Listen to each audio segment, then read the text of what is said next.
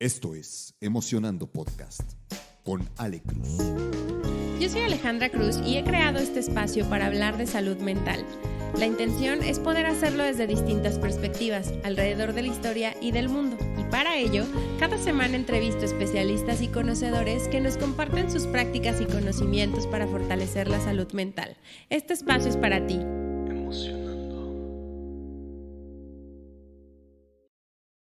Bienvenidas y bienvenidos a otro episodio de Emocionando Podcast. Este episodio ya es el 99, qué emoción, porque a partir del 100 les tengo una sorpresita. Es un episodio que llevo tiempo pensando en grabarles y la verdad es que creo que me parece importante compartirles, porque es un episodio que a lo mejor va a ser algo incómodo. De hecho, es algo incómodo para mí grabarlo.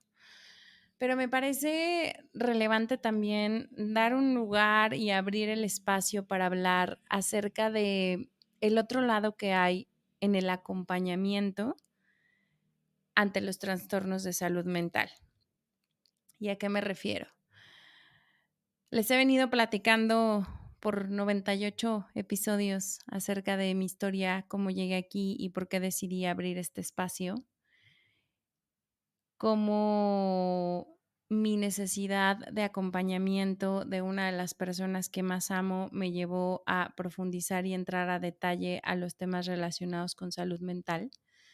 Pero hoy quiero justo abrir el espacio para todas aquellas personas que nos toca acompañar cuando esto sucede en nuestras familias, con nuestros amigos, con nuestras parejas o cuando nos volvemos en algún punto parte fundamental de la red de apoyo para una persona que tiene algún trastorno relacionado con la salud mental. ¿Cuáles son estos trastornos? Y hay un montón, pero los que podemos reconocer, la mayoría, estoy hablando de depresión, estoy hablando de ansiedad, estoy hablando de trastorno de bipolaridad, estoy hablando de riesgo suicida, estoy hablando de este tipo de trastornos que pues existen, o sea, es algo que no podemos dejar de ver, ni dejar de reconocer y por supuesto, ni dejar de verles y de ponerles un espacio, ¿no? Creo que, bueno, también dentro de estos trastornos está la esquizofrenia o los trastornos obsesivos compulsivos, los trastornos de la alimentación o los que son de personalidad, los que vienen sobre estrés postraumático, aquellos que tienen que ver con el déficit de atención e hiperactividad, el famoso TDAH, los trastornos del sueño y bueno, son como algunos de los ejemplos, ¿no? Que existen, que son como más sonados, más comunes, pero si se dan cuenta, el punto al que iba es que son un montón.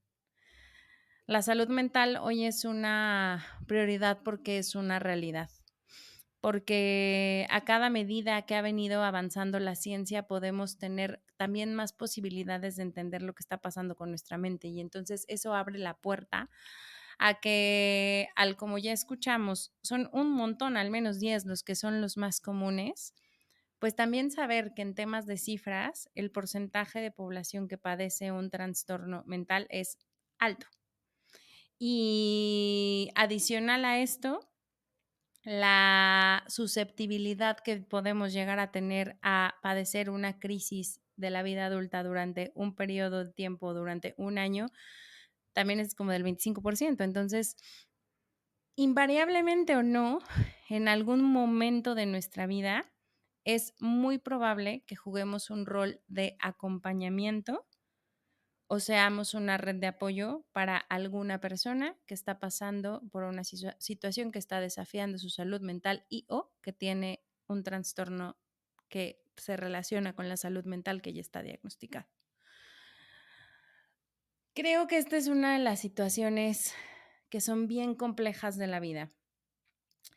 Personalmente les quiero contar cómo ha sido mi historia en el acompañamiento, todo aquello que he aprendido en estos casi 12 años que todo esto empezó, todo aquello que he podido integrar y 2 puntos que me parecen súper necesarios y vitales cuando estamos acompañando a alguien.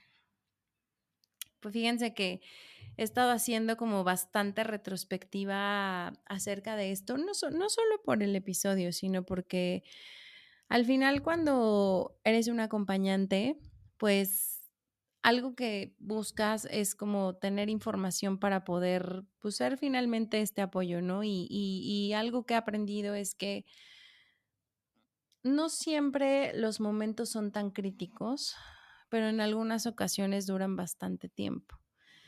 Entonces eso requiere una resistencia en el soporte y en el acompañamiento importante. Cuando toda mi historia relacionada con salud mental empezó hace unos, pues les decía, 12 años más o menos, y mi hija me mandaron un mensajito donde estaba teniendo como 30 autolesiones en su brazo. Eso detona siguientes conversaciones importantes sobre qué está pasando. Voy a la escuela, que eso también pasó, y platico con una de las que eran las coordinadoras en ese entonces. La verdad es que no me acuerdo ni del nombre ni de nada. Yo iba como en mucho shock de no me di cuenta que esto estaba pasando y de pronto pues me parece que está bien delicado y no me siento con las herramientas para resolverlo, así que pues mi trabajo, mi papel en ese entonces fue investigar, investigar, investigar, investigar, investigar. Cuando llego a la escuela me sorprende que me mencionan que no es la única y que es un bastante número de adolescentes los que están pasando por eso. Eso hace 12 años, o sea, seguramente hoy en día puede ser mucho más común, ¿no? Me cuentan que el tema relacionado con las autolesiones, pues sucede en las manos, algunos en otras partes del cuerpo, demás, o sea, no voy a ser muy específica en esos temas, pero bueno, el punto es que esa situación pues me estaba rebasando, ¿no? Ya les he contado que a raíz de eso yo entré a terapia. eh, y empecé a buscar como un camino de recursos y de herramientas que también me ayudaran a mí conforme iban pasando las cosas e iban avanzando las situaciones. Se escuchaba mucho, o sea, se escuchaba como puede que sea orgánico, ¿no? Puede que sea hereditario, como que cuando algo así sucede y cuando nos enfrentamos a una situación que ya tiene un diagnóstico y que se representa en un trastorno de salud mental, algo que a mí al menos me pasó es como voltear, buscar, indagar de dónde partió, cómo llegamos aquí. Y fíjense que en mi caso nunca encontré esa respuesta. Si bien había habido un par de casos por ahí en la familia relacionados con depresión, pues tampoco tenía yo la certidumbre, en primera, de que esto fuera algo hereditario y en segunda, de que no se hubiera como gestado, o sea, específicamente con algo. O sea, como que yo no encontraba, aunque me lo quería explicar, pero no encontraba la utilidad de encontrar la causa raíz en ese momento. Creo que algo que fue de las primeras cosas que hice y en los primeros años fue más bien encontrar qué tenemos que hacer para entender lo que está pasando. Y la verdad es que sí, los primeros 2 años para mí era un pensamiento de saber qué está pasando para llegar con el especialista adecuado y que esto se quite. A partir del año 3 me di cuenta que eso no pasaba, que un trastorno permanece, que tiene posibilidades de reducirse, sí, pero que no se elimina y que entonces, pues en muchas ocasiones se tiene que aprender a vivir con esto. Pero bueno, les estoy contando lo que pasaba en mi cabeza en los primeros 2 años y desde mi total ignorancia sobre el tema. desde mi total ignorancia sobre qué se hace, a quién se busca y demás.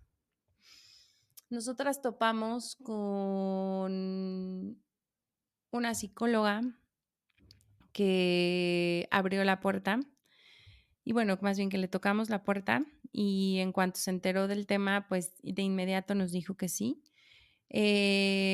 Porque para mí, como era algo que no estaba entendiendo y no tengo el conocimiento, pues la verdad es que lo que hice fue buscar un especialista para que pudiera acompañarnos, ayudarnos y como les decía, pues al final resolvernos y que en un par de años esto ya estemos como sin nada, pero pues no, no pasa así, ¿no?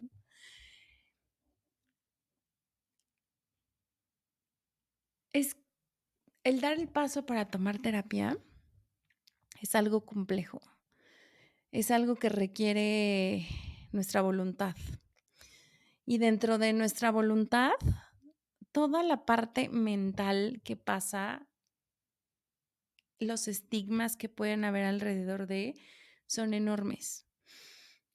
Yo me sentía con una responsabilidad gigante de poder, porque aparte, o sea, esto como es un paso de voluntad, pues al final yo estaba tratando de convencer a una niña de 10, 12 años que el asistir a terapia iba a ser bueno para su salud mental cuando ella estaba sumergida en uno de los momentos más críticos de su vida con una depresión impactante, súper de fondo y una tristeza profunda, melancolía y desesperanza por la vida.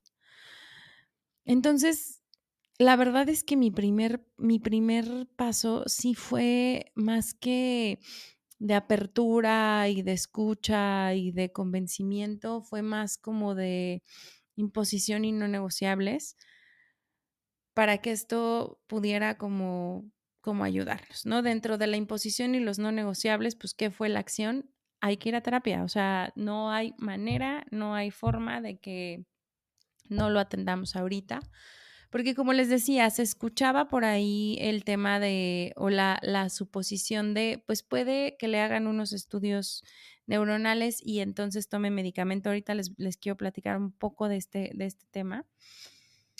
Pero en mi cabeza era no, o sea, no, antes de tocar base con psiquiatría, antes de tocar base neuronal, yo creo que hay una situación de fondo bastante crítica que hace sentido que nos haya llevado aquí. Abandono de papá, abandono de mamá, que a lo mejor no fue un abandono físico el de mi parte, pero pues estaba yo tan enfocada en tener que trabajar por asumir el rol que invariablemente sucede un abandono, temas relacionados con el autoestima, no les voy a dar como el resto del diagnóstico, pero hacía sentido que lo que estaba pasando era natural que sucediera por lo que había pasado en ese momento o en esos años, lo que se había gestado naturalmente en su vida, ¿no? Pero algo, o sea, mi tema no es como decirles, sí, tienen que ser inflexibles y llevar forzosamente la terapia. No, no estoy diciendo eso. Estoy diciéndoles que esa fue mi capacidad de reaccionar y que entonces sí me puse un poco intensa con esas reglas y normas para podernos atender ambas. Pero busqué los caminos de flexibilidad que iban relacionados a cómo te busco a tu terapeuta, con qué te sientes más cómoda, mujer, hombre, edad. La verdad es que gracias a Dios caímos con una invitada que ya tuvimos aquí, que fue la primer terapeuta de Paola, María Fernanda Melchor, que en ese entonces estaba empezando su camino como psicoterapeuta y pues era bastante jovencita porque estaba empezando y pues le hizo sentido a mi hija que fuera ella su terapeuta porque la distancia entre la edad de Paola y de María Fernanda pues no era tan grande. Entonces, la verdad es que cayó bastante bien que las primeras sesiones creo que estuvieron como 6 meses o 9 meses, no recuerdo, pero al menos los primeros meses fueran con ella, ¿no? Quiero hacer algo por mi bienestar, pero no sé por dónde empezar. Te voy a dar una pista.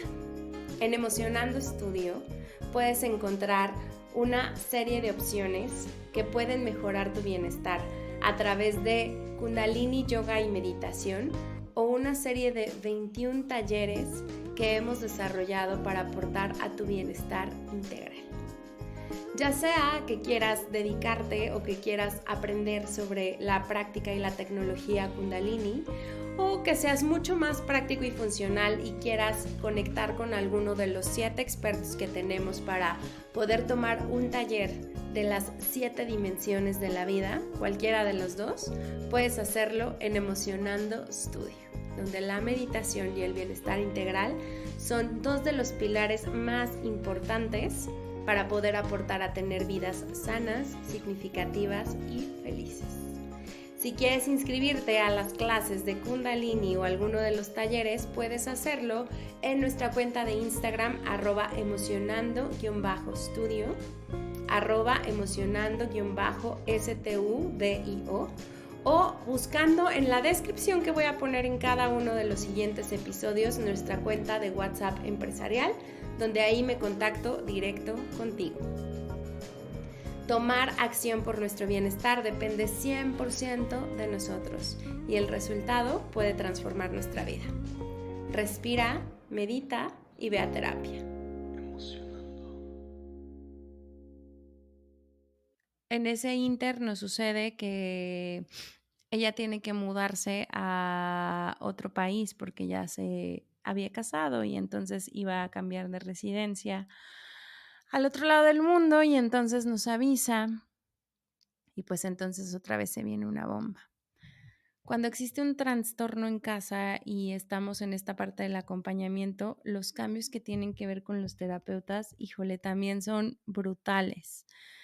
Porque cuando escuchas a la persona hace mucho sentido el explicar me está doliendo un montón. Llegué aquí porque hay un dolor emocional súper fuerte y ahorita me piden que vuelva a abrir ese dolor emocional para contarle a otra persona lo que ya habíamos avanzado. Bueno, una frustración impresionante. Pero la verdad es que ya no podíamos hacer como mucho. Primera, por retener al terapeuta en el país y segunda, por coordinar los horarios. En ese entonces, pues tampoco estaba tan sencillo el tema de hacerlo online, ya saben, o sea, les estoy hablando de 12 años atrás. El mundo era otro. Entonces viene nuestra búsqueda por la siguiente terapeuta y justo dentro de este tema de acompañamiento, híjole, para mí me pasaban 2 cosas. Y quiero ser súper honesta y transparente porque probablemente resuena con ustedes, ¿no? Una era, ¿y si damos chance a que pueda sola? Y después yo decía, no, pero es que este es un problemón, o sea, es un trastorno delicado, no hay manera en que 9 meses lo resuelvas. Yo no estoy viendo avances abismales, entonces, pues no, o sea, no. Pero sí pasa por la cabeza ¿y sí qué hacemos, no? Y por el otro, que también era muy, muy común en ese entonces, la accesibilidad y el costo. O sea, si bien hoy hay muchas más opciones para poder tomar terapia, de pronto es uno de los estigmas mentales que tenemos en la priorización de la salud mental. ¿Cuánto nos está costando? ¿Cuánto nos va a costar el cambio de terapeuta? Porque me recomendaron a una crack, súper crack. Y yo, aterrada, dije, ¿cómo lo va a poder pagar?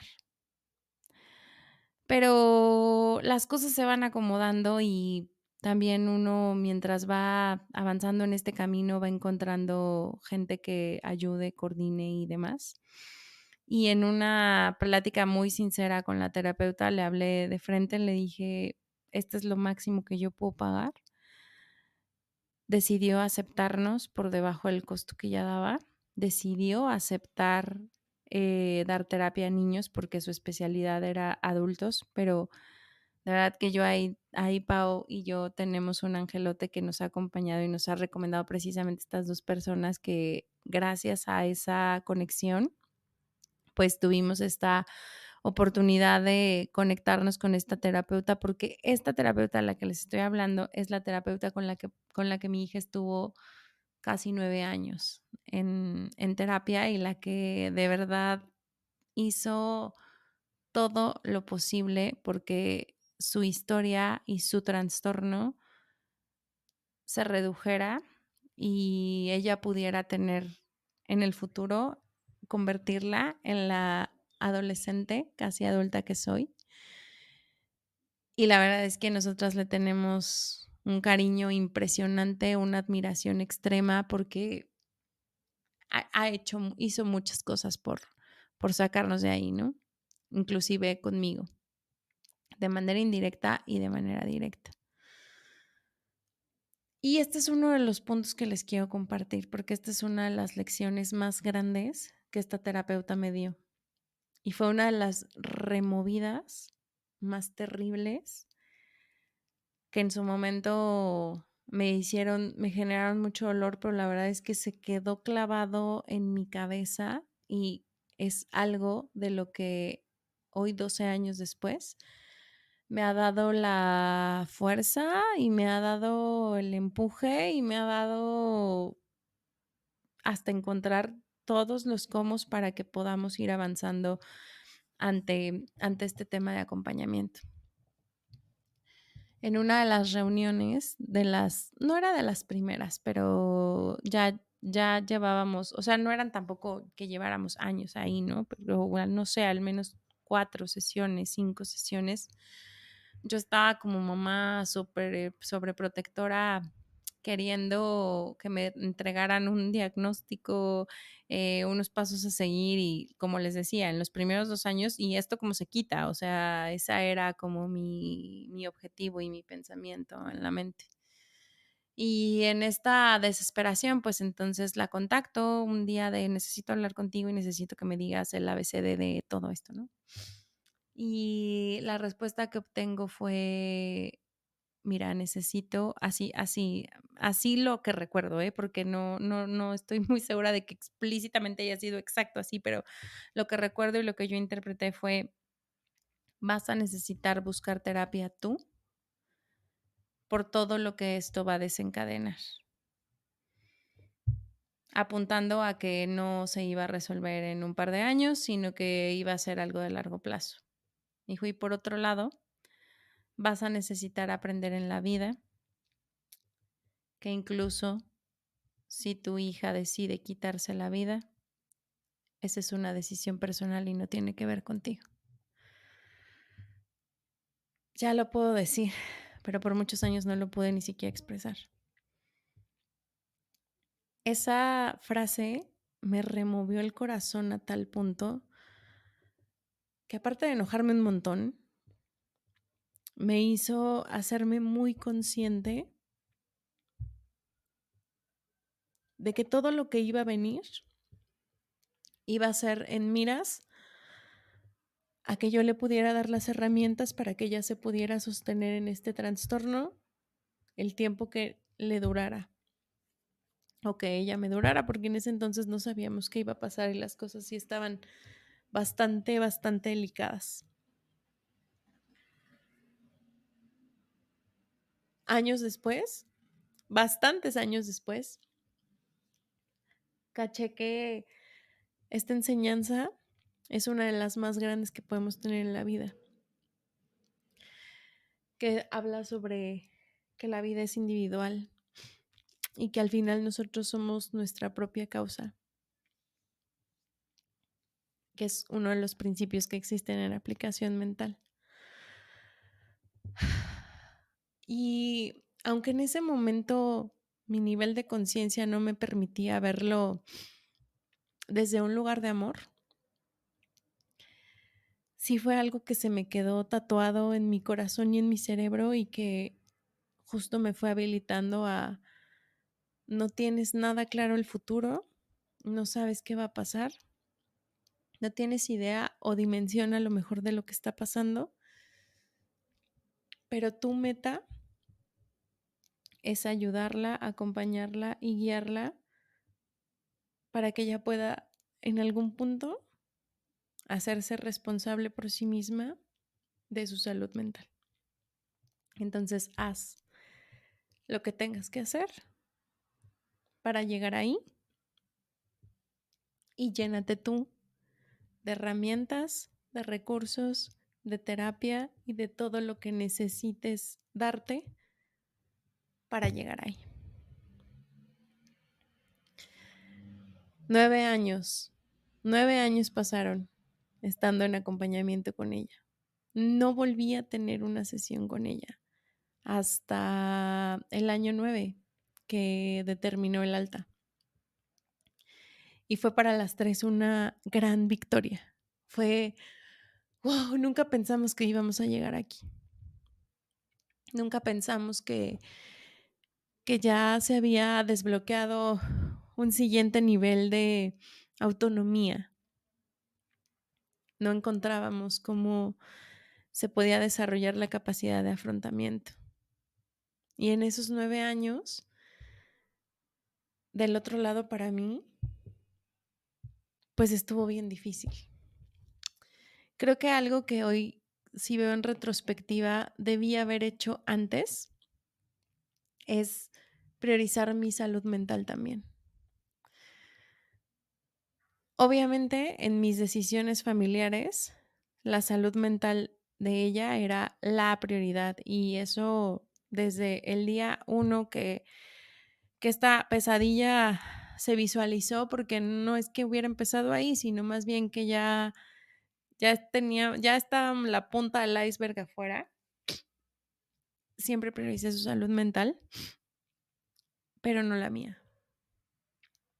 Como que fue hasta el año 4 más o menos que ya sentía yo en ocasiones que no podía con esto, que me di cuenta que las crisis iban avanzando, que el silencio se estaba apoderando de nosotras y que en ese sentido yo tampoco le estaba pudiendo ayudar sin saber qué estaba pasando, qué estaba sintiendo, cómo le podíamos hacer, pero tampoco podía como ignorar que algo no estaba bien. Fue más o menos 4 años después que decidí pedir ayuda, ya para mí como acompañante, donde ya me había acabado los libros, donde ya me había acabado los recursos gratuitos para mí y donde sí ya estaba empezando a sentirme frita con lo que estaba pasando.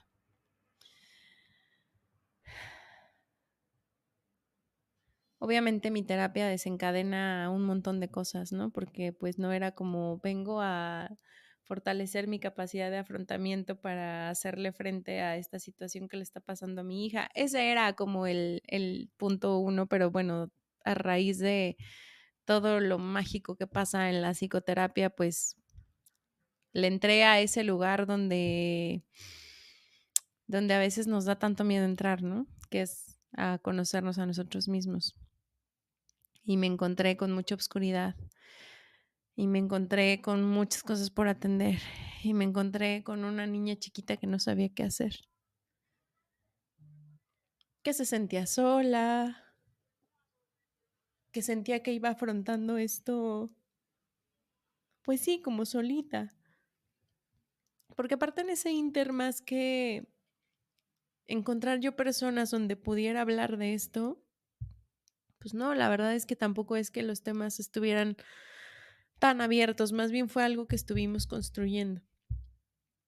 Pero pues mis referencias y mis círculos cercanos, pues no, o sea, era un tema como que yo a veces mencionaba, no tan abiertamente, porque había un rezago de vergüenza, de culpa, pues yo era su mamá.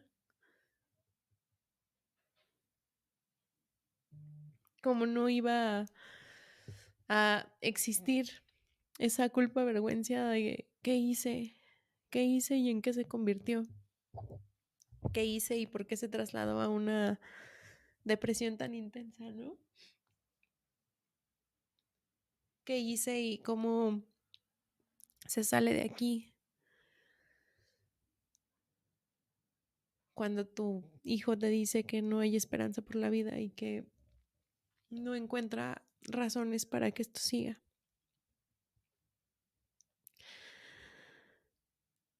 Pues uno se declara incapaz al 100%.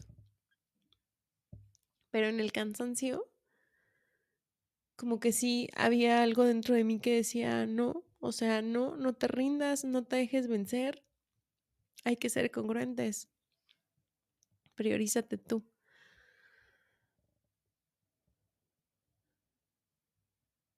Aunque no puedas a veces ni contigo.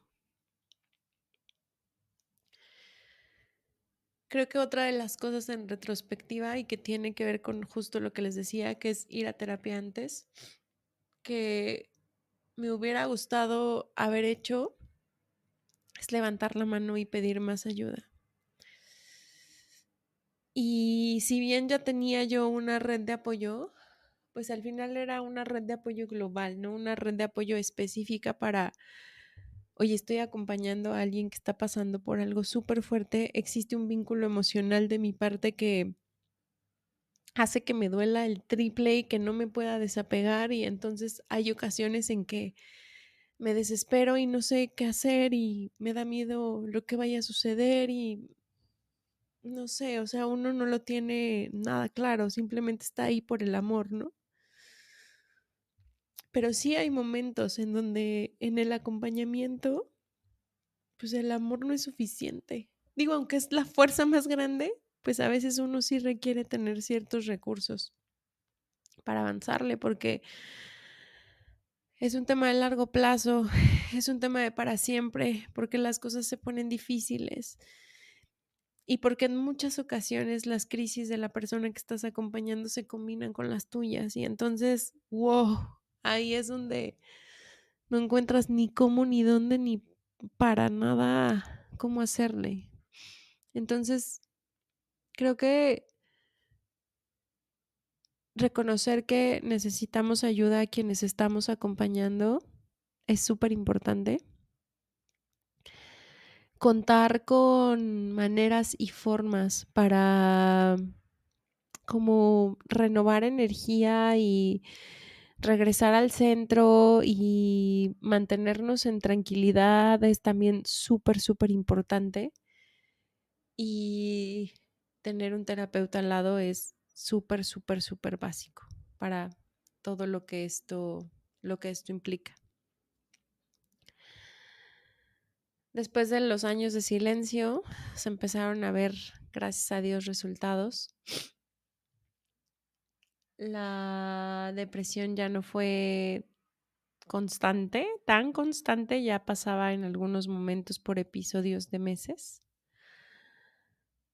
Ella va adquiriendo una personalidad, descubriendo su personalidad encantadora, encantadora, encantadora. Esos despertares eran maravillosos. Esos avances y poderlo ver, pues era súper importante porque, como les decía, por muchos años los pasos que dimos eran gigantes, o yo así lo sentía, pero los avances eran como de hormiguita. Y de pronto nos vuelve a suceder una situación que pone ahí al límite a todos. Y que aquí también les quiero platicar acerca del tercer punto que como acompañante he aprendido sobre la confianza hacia la otra persona. Yo sé que en muchas ocasiones, para evitarme a mí el dolor, pues a veces mi hija minimizaba cosas, ¿no? Cosas que le estaban pasando. Si bien me tiene mucha confianza y logramos hacer un vínculo bastante bueno, importante y estamos llenas de protocolos para conversar sobre esto, me queda claro que a veces no quiere preocuparme de más. Y algo que ella me ha pedido de una forma constante es que la ayude a discernir y a tomar sus propias decisiones respecto a su salud mental. Y en ese sentido, que a pesar de que mi miedo sea gigante, le tenga toda la confianza del mundo cuando me dice que a lo mejor las cosas no están bien, pero que puede manejarlo. Y la prueba más grande que tuvimos acerca de esto pasó hace, ya ni me acuerdo exactamente el tiempo, pero yo creo que tendrá unos 6 años más o menos, que me hablan de la escuela y me dicen que ella estaba en un tratamiento ginecológico y tenía que tomar, ya saben, como en el tratamiento, una pastilla todos los días durante 30 días, creo, o 15 días, no me acuerdo.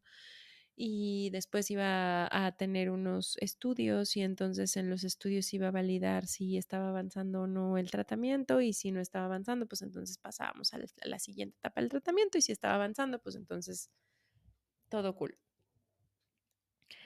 En este tema de confía en mí y en mi responsabilidad sobre mi salud, pues entonces yo ya tampoco estaba tratando con una niña chiquita a la que le podía dar la pastilla y verla exactamente en el momento en el que se la tomaba. Así que entre esta confianza, pues entonces, pues confié y me hablan de la escuela y me dicen, me la pasan, ella sin poder hablar al 100 sin poderla entender al 100 nada más escucho que me dice, no me quiero morir, perdóname.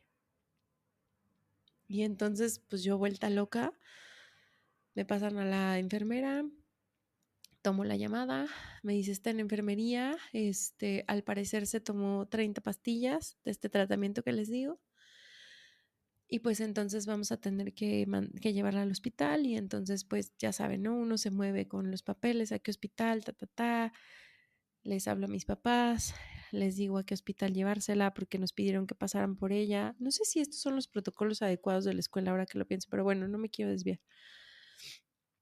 Se la llevan al hospital.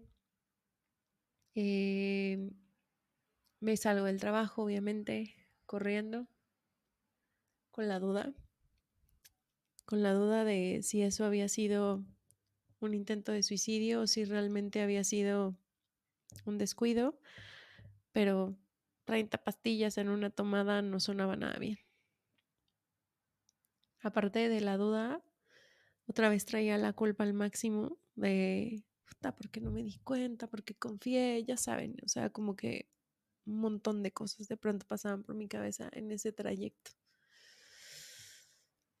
Llego al hospital, la tenía ya en urgencias, le estaban haciendo un lavado de estómago, me explicaron que los efectos que tenía pues era a raíz del medicamento, que la buena noticia era que este era un medicamento que no generaba como tanto, pues como tanto impacto, entonces que aunque la cantidad de pastillas era enorme, ella todavía estaba medianamente consciente, de hecho pude hablar con ella, seguía diciéndome que la perdonara, que no se quería morir, mientras tenía una sonda y le estaban inyectando, hay una cosa negra que no me acuerdo qué es ahorita, pero bueno, pobrecita, la verdad es que ya saben, agujas por todos lados y demás. Ya después pues pasa todo lo demás, revisiones, estudios, ver cómo iba a reaccionar el hígado, el páncreas por la cantidad de medicamento que había, que se quedara en observación porque tal, que pasáramos a una validación psicológica porque pues al final pues sí, esto parecía un intento de suicidio y la psicóloga del hospital tenía que determinar que no lo era. Pero como había antecedentes de depresión, de riesgo suicida y de las autolesiones, pues entonces no pintaba nada bien. Y aquí fue donde aprendí sobre la confianza. Sí me parece súper importante saber que si estás acompañando a alguien en su trastorno bipolar, digo en su trastorno, bipolar, no sé por qué dije eso, pero bueno, también es un trastorno. Tu confianza como acompañante tiene que ser íntegra, aunque las dudas estén ahí. Hoy no sé si me creí que fue un descuido. Bueno, no, me creí que fue un descuido porque decidí creerme que había sido un descuido, porque esa fue la conversación que tuve con ella. Al final, cuando ya me pudo explicar, me comentó que había dejado de tomarse el medicamento porque se le había ido la onda. Ella también, aparte de la depresión, tiene TDA, entonces pues eso es como muy común que le pase. Y que como sabía que iba a ir en un par de días a hacerse los análisis, pues pensó que si se tomaba todas las pastillas de la dosis, que creo que eran 3 al día, algo así, de los 10 días que no se las había tomado, hizo cuentas, se tomó las 30 pastillas en el salón, pero como que a partir de la pastilla 21 se empezó a sentir rara, pidió ayuda, investigaron en Google, sus amigos le dijeron que eso era muy peligroso y entonces fueron a la enfermería y pidieron ayuda a la revisión y ahí fue cuando pasó todo esto que les digo, pero yo decidí confiar en ella y confiar en ese momento, aunque por fuera parecía otra cosa. Me ha pedido a partir de ese momento y en su crecimiento y en su acompañamiento, porque pues como les digo, ella empezó a los 12 años, entonces tuve que acompañarla de niña, adolescente y ahorita en camino a la edad adulta. Me ha pedido absoluta confianza para lo que me cuenta, síntomas, no síntomas, situaciones, crisis. Y yo la verdad es que he aprendido a que a pesar de todos mis miedos y mi pensamiento de todo lo sé a veces, porque a veces ese pensamiento de pronto me llega y me persigue, pues he aprendido que lo más valioso que puedo darle a la persona que estoy acompañando es la confianza. Y me he dado cuenta que aparte de ser súper importante, pues al final no hay nadie que sepa mejor de lo que está viviendo, padeciendo, que la persona que tiene el trastorno. No por mucho que tú te hayas educado de fuera y tengas la capacidad de verlo neutral y demás, significa que la otra persona no sabe qué está pasando. Y ahí es súper importante saber escuchar, saber abrir la puerta, como les decía, a la confianza, pero sobre todo escuchar y respetar las decisiones conforme van pasando. Esa fue creo que la prueba más grande que nosotras tuvimos de confianza. Porque sí, la situación no se veía nada bien. Pero pues finalmente, pues hacía sentido un poco su pensamiento lógico. El jamás dimensionar que probablemente tomar muchas pastillas podía ocasionar algo más grave. Hasta que pues se intentó, se probó y pues la verdad es que al final todo resultó bastante bien. Pero la confianza juega un papel súper importante en ambos sentidos, porque también me ha permitido a mí tener la confianza con ella de poderle abrir y soltar y decirle en ciertos momentos que no tengo las capacidades para sostenerla todo el tiempo. Y eso no significa que no la ame, pero que a veces necesito y requiero un poco más de esfuerzo para mí, para sostenerme yo, para después sostenerla a ella, y que cuando las crisis se combinan y pasan en el mismo tiempo, pues a lo mejor no las podemos resolver en el mismo día, pero que las podemos resolver unas horas después. La confianza ha sido la base para todo el camino que se vino después, para todas las decisiones que se tuvieron que venir posterior a todo esto, ¿no? Que si regresaba a terapia, esa fue otro de los puntos de, en ese entonces, cuando pasó lo del hospital, ella ya no estaba en terapia, les había comentado que ya la habían dado de alta, pero dado lo que pasó, sí, en la conversación que tuve con ella fue otra vez no negociable, regresamos a terapia para ver qué show, qué está pasando y cómo te ayudo con esto. Y creo que volvió a estar como 2 años, más o menos. Sí, había una situación que estaba ahí poniéndose adversa sobre lo que ella estaba viviendo. Entonces, gracias a Dios, la terapia otra vez funcionó y ayudó para desatorarla de esta situación.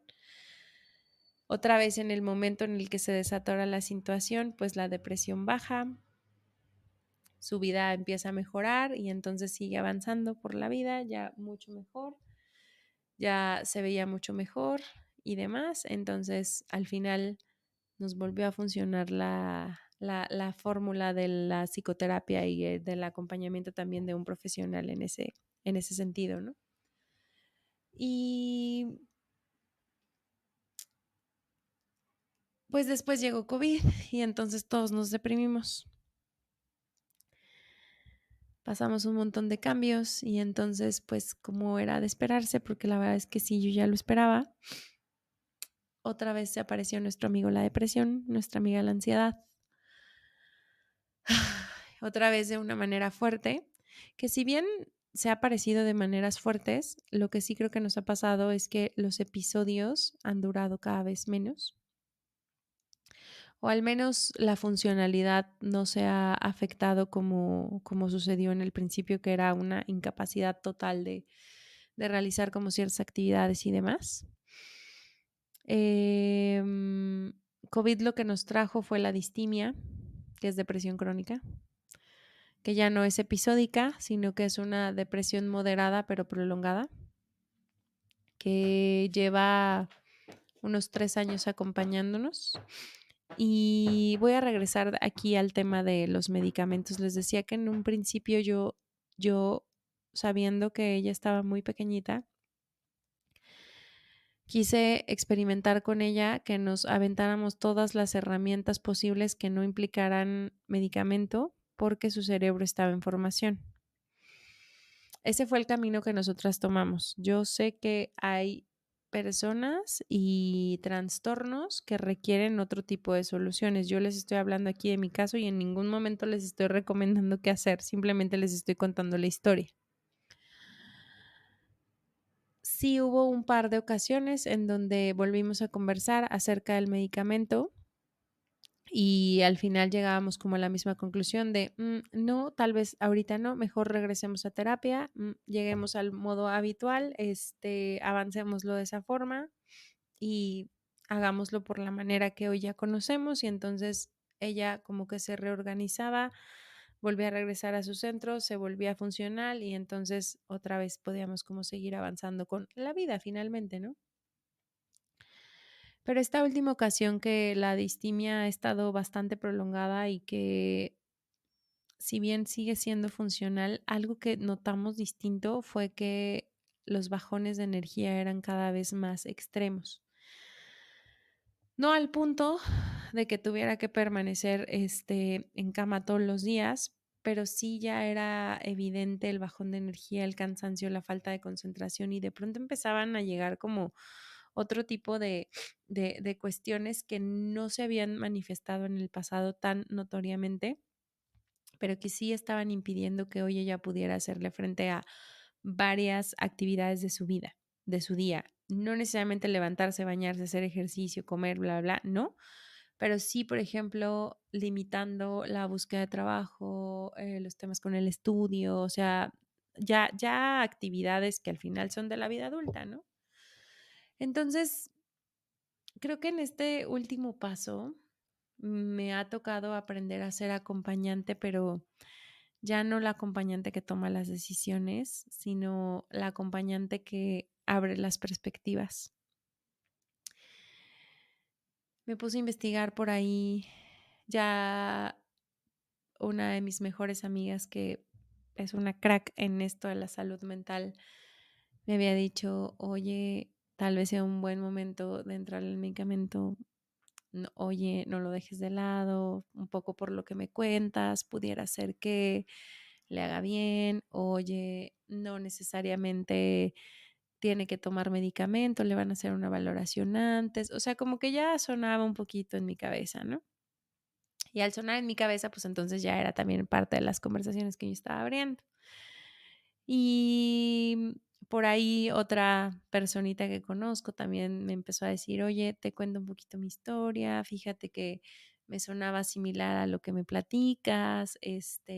Cuando yo ya tomé medicamento ya tenía 20 y tantos años, me vino muy a bien, no lo tienen que tomar para siempre. Entonces como que se juntaron ahí las dos historias y entonces otra vez regresé con la información de, mira, encontré esto, ¿no? O sea, tenemos esta posibilidad, tú piénsalo, cómo ves, tú dime. Y cuál ha sido una de mis más gratas sorpresas. ¿Se acuerdan que les decía que uno aprende, que uno de los aprendizajes más grandes que tuve de esta primera terapeuta fue darle los recursos, fórmala, edúcala para que ella pueda hacerse responsable de su salud mental en el futuro?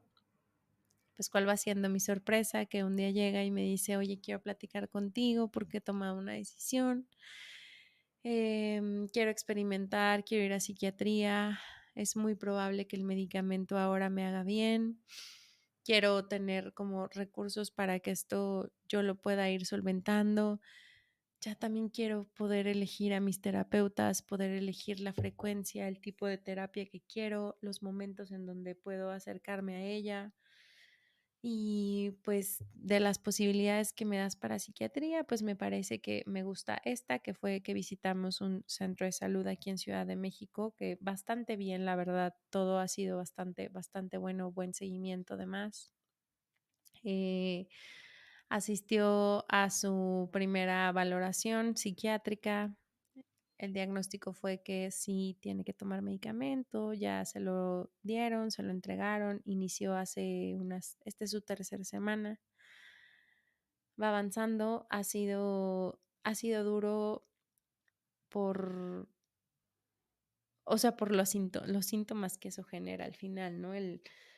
El tema de la adaptación al cuerpo dura aproximadamente un mes, entonces hay un día que la veo llena de energía, pero hay otro día en donde está súper cansada y solo quiere dormir, pero hay otro día donde hay sudoraciones, pero hay otro día donde la visita el ataque de ansiedad, pero no llega, entonces está de manera constante todo el día esperando el ataque de ansiedad y no llega. Entonces creo que le han pasado todos los síntomas que justo nos dijeron que iban a pasar, pero bueno, al final va avanzando. Y al parecer, pues también ella ha sentido que en los momentos donde todo ok, pues se siente mucho más atenta, mucho más enfocada, se han reducido algunos temas emocionales por ahí como la irritabilidad o la frustración o la desesperación exasperada. O sea, el punto es que al parecer el medicamento está avanzando bien. Ha sido para mí todo un gusto que ella hoy ya esté decidiendo por su salud mental, que ya no sea yo la única que le venga con soluciones, planes, expertos, pláticas y demás, sino que hoy ella está dando esos pasos para ella y la verdad, ese es el último punto que les quería platicar. Cada que acompañan a alguien y que sale de estos episodios o de estos momentos y puede hacerse cargo de sí mismo, déjenles que se hagan cargo de sí mismos.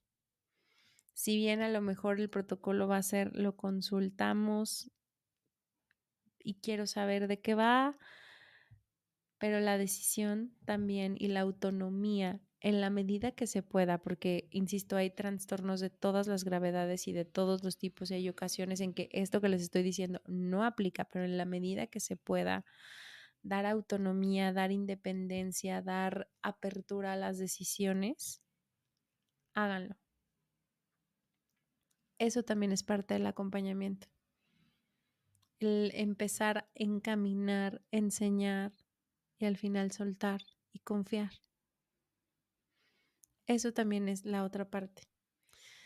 Cuando me estaba preparando para hacer este episodio, pues obviamente la consulté, ¿no? Y le pregunté si podía hacerlo por un lado y por el otro, si ella tenía como una recomendación o justo desde su perspectiva me decía qué era lo que le había funcionado y literal me dijo esto, o sea, la confianza para lo que me está pasando y que a pesar de que haya mucha información afuera, yo soy la que más sabe sobre lo que me está pasando y la autonomía para que con el paso del tiempo pueda yo hacerme cargo de mi propia salud mental. Eso ha sido como clave, ¿no? Y pues justo quería hacerles este episodio hablando de acompañamiento para contarles pues estos puntos de mi historia y de lo que he aprendido a través de estos años, estos 4 puntos que justo les daba. Pero ya saben que como soy bien ñoña, les comenté también, les hice ahí como un resumencito acerca de lo que pasa con las personas que estamos acompañando. Son 9 cosas que nos pasan para ponerlas como ya mucho más fácil en palabras. Y bueno, pues esto que nos llega a pasar es que hay de manera constante preocupación y ansiedad por el bienestar, por la seguridad de la persona que está pasando o atravesando por este trastorno mental. Eso es algo muy común que pasa en el acompañante.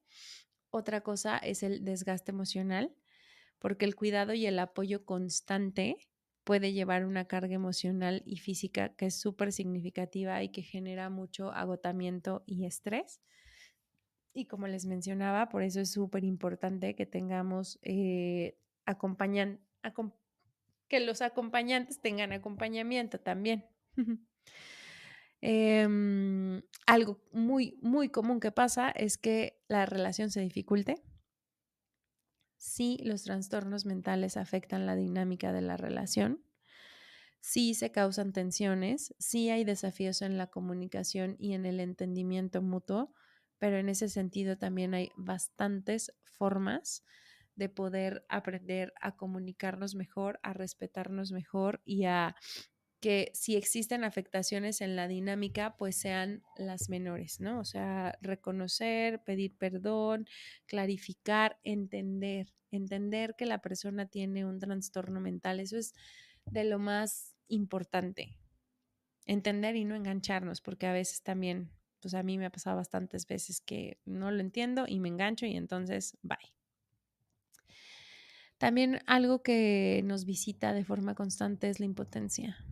El saber que no sabemos cómo podemos ayudar al otro a manejar las situaciones que surgen.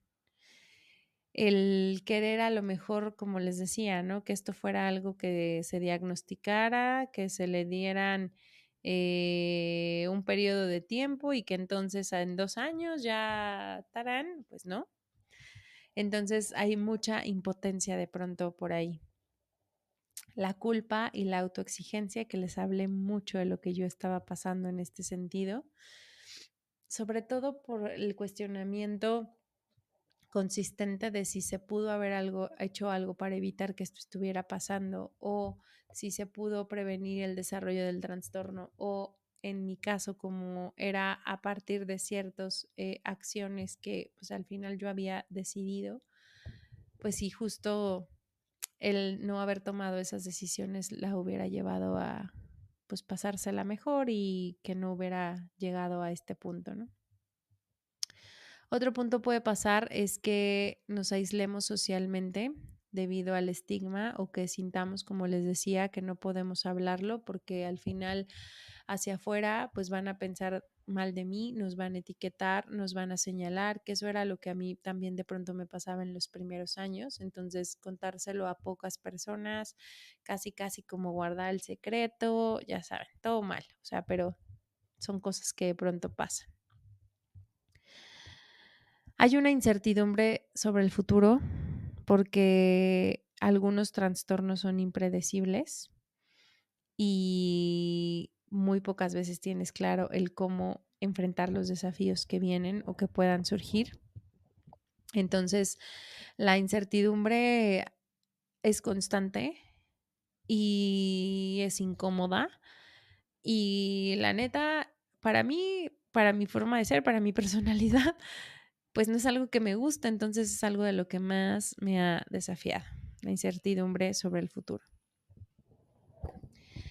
Otra puede ser el que hay ciertas necesidades personales o deseos que necesitan sustituirse para brindar apoyo y cuidado de la persona afectada, cambios en tus planes, cambios en tus prioridades, mover agenda cuando hay algo que se tiene que atender de inmediato.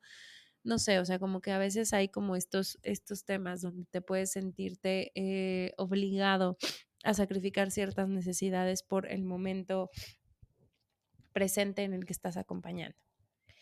Y por otro punto, si es necesario, como les decía, buscar información y recursos, construir nuestra propia red de apoyo, saber que no estamos solos en esto, conocer que hay